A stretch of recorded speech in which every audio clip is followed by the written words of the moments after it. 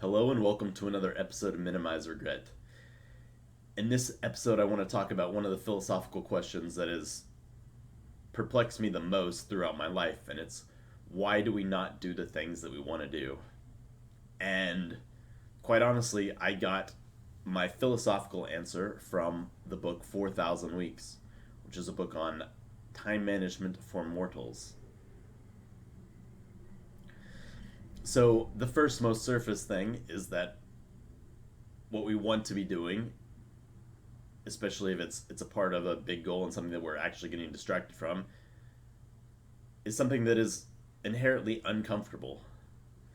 And the reason it's uncomfortable could be for many reasons, but the author of the book postulates it all stems from our confronting our own finitude. So let's say you're working on a big project. You're going to be constantly bumping up against your limitations. You may be limited on time because you have a deadline. You may be limited on skill and ability, and you need to learn new things, but you don't have enough time to do all that. And three, you may be limited just by your powers of concentration. Maybe you work too hard, you get burned out, and you just feel like you can't focus anymore. So it's this constant bumping up against your limitations, and so you're forced to realize that I'm choosing to spend my time doing this thing, and my time is limited, and you could be doing anything else. And what makes social media so uh, alluring is the infinite possibilities. Let's take Instagram for example. You could scroll continuously just with anticipation on something that's either going to be funny, disgusting, outrageous, that'll make you mad, and you're really scrolling with infinite possibility of you have all this anticipation of what comes next, and it never ends. There can always be more anticipation for what comes next. And from another sense, you're kind of getting lost in this trance like state where you don't have to acknowledge your own finitude. And so that's very alluring.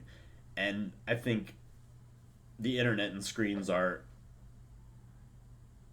especially potent, but let's pretend you're also in the wilderness trying to write a book, for example. The truth is, you're still going to bump up against the discomfort and you may fall into something like daydreaming. Now, I don't think this is as bad because it's simply not as alluring of a distraction as the internet, but the truth is you'll still be prone to distraction nonetheless. Even if nothing is happening around you, you still be prone to get lost in your own mind. And really what it is, it's this relief from the discomfort of acknowledging your own limitations. So, something that I brought up again and again is that it's the challenges in life and the struggle that makes life meaningful. And so, I think really acknowledging this and bumping up against this is really a good way to remind yourself that what you're doing is important. And quite honestly, it definitely hasn't solved all my problems, but at least being conscious of why you're drawn away and noticing when you're drawn away is very helpful for focusing better.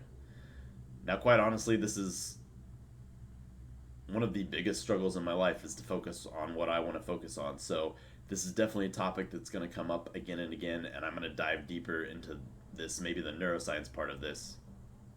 So, anyways, that's all I've got for now. But this is definitely a topic that I'm going to dive back into soon, as I think it's one of the most relevant to my life and something that I still have not totally figured out yet. So I'll talk to you guys in the next video. Peace.